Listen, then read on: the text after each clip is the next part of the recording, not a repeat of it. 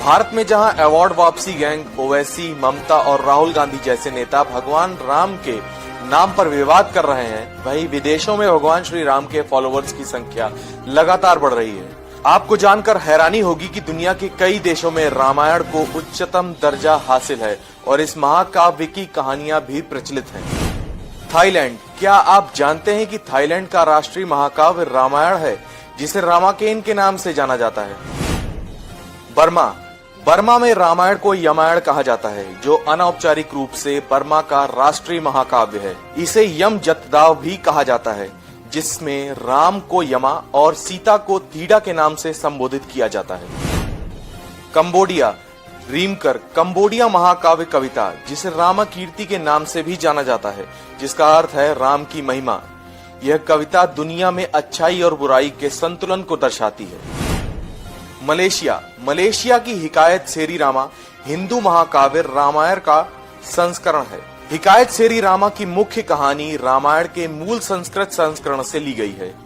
इसके कुछ पहलुओं को स्थानीय संदर्भ जैसे नामों और उच्चारण में थोड़ा संशोधन किया गया है। इंडोनेशिया। इंडोनेशिया में रामायण को काकावीन रामायण कहा जाता है, जो पारंपरिक संस्कृत रामायण पर आधारित एक मास्टरपीस है।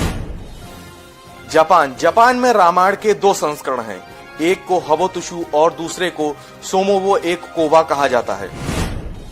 चीन। भगवान श्री राम की विभिन्न जातक कथाएं चीन में प्रचलित थीं। रामायण का सबसे पहला विवरण बुद्ध ग्रंथ लियुदु जी जिंग में पाया गया था। रामायण का चीनी समाज पर प्रभाव सन वोकुंग के लोकप्रिय लोकगीतों से पता चलता है, जिसमें एक वानर राजा होता है जो रामायण के हनुमान जैसा है। रूस। रामायण की कहानियां रूस के कल्मिक लोगों में लोकप्रिय थीं, जिनकी जड़ें मंगोलियों से जुड़ी थीं और मंगोलियों के महाकाव्य की समानताएं रामायण जैसी थीं। जहां देश में कुछ लोग भगवान राम को बदनाम करने पर तुले हैं, वहीं पूरा विश्व भगवान राम के आगे नतमस्तक हो रहा है।